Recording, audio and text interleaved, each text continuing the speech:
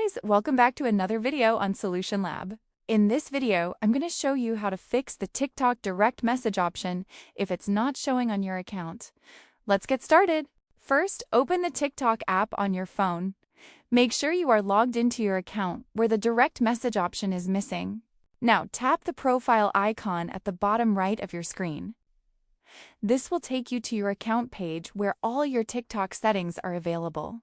On your profile page, tap the three horizontal lines at the top right corner. This opens the menu with all TikTok options and settings. Next, go to Settings and Privacy gives account information. Check your date of birth.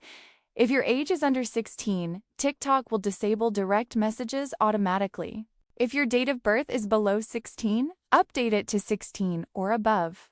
Once corrected, TikTok will enable the direct message option automatically. And that's it. By updating your age to 16 or above, the direct message option will reappear on TikTok. If this video helped you, like, subscribe, and comment below for more TikTok tips and tricks. See you in the next video.